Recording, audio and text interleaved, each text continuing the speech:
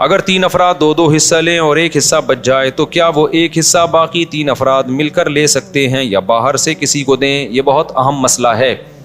لوگ یہ سمجھتے ہیں کہ گائے میں 7 حصے ہی ضروری ہیں, جب تک وہ 7 حصے نہیں ہوں گے قربانی نہیں ہوگی. یہ بالکل غلط ہے.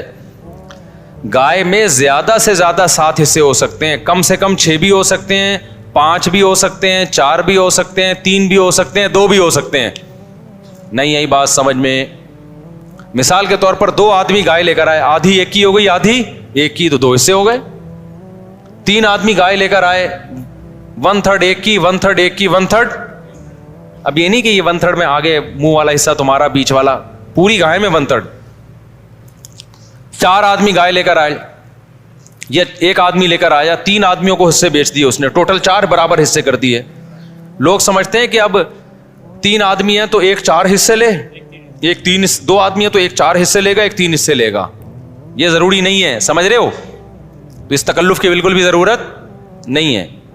کر لیا تو بھی قربانی ہو جائے گی. تو یہ 7 سے زیادہ لوگ شریک نہیں ہو سکتے, 7 سے کم 6 بھی ہو سکتے ہیں, 6 برابر حصے کر لیے جائیں. ٹھیک ہے. اچھا, گائے کے حصوں کو میرے بھائی خوب سمجھ لو. گائے یا اونٹ میں جب 7 لوگ یا 4 لوگ یا 3 لوگ شریک ہوئے تو جتنے بھی شریک ہوں گے تو خوب سمجھ لیں, گائے کے 7 حصے جو کیے جائیں گے یا 3 یا 4 حصے, وہ تول کے کرنا ضروری ہے, اندازے سے کرنا جائز نہیں ہے, چاہے سارے راضی بھی ہوں. کیونکہ گوشت سودی اموال میں سے ہے, ایک بوٹی بھی زیادہ چلی گئی تو وہ سود کے حکم میں ہوگی. کیونکہ جب ہم حصے تقسیم کر رہے ہوتے ہیں تو اصل میں بیع و شراء کا عمل ہو رہا ہوتا ہے, خرید و فروخت کا, کہ آپ کا حصے کا جو گوشت ہے وہ میں نے خریدا, اس گوشت کے بدلے میں جو میرے پاس ہے وہ میں نے آپ کو بیچا. تو گوشت کے بدلے میں جب گوشت بکتا ہے تو وزن میں تول ضروری ہے.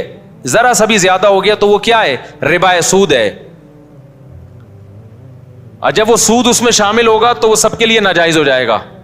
لہذا یا تو تول کے تقسیم کریں یا سود سے بچنے کے لیے ایک کام کر لیں کہ 7 حصوں میں کلیجی ملا دیں.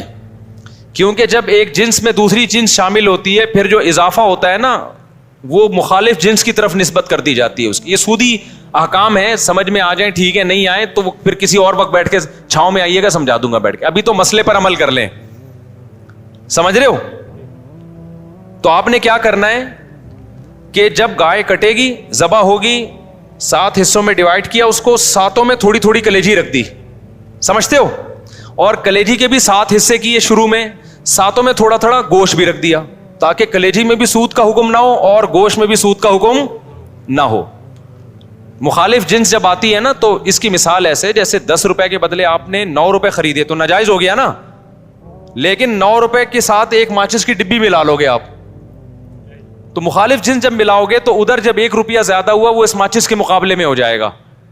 تو ادھر اگر گوشت زیادہ ہو گیا تو کلیجی کے مقابلے میں ہو جائے گا, ادھر کلیجی زیادہ ہو گئی تو گوشت کے مقابلے میں ہو جائے گی. تو سود سے بچنے کے لیے یہ جائز طریقہ ہو جائے گا.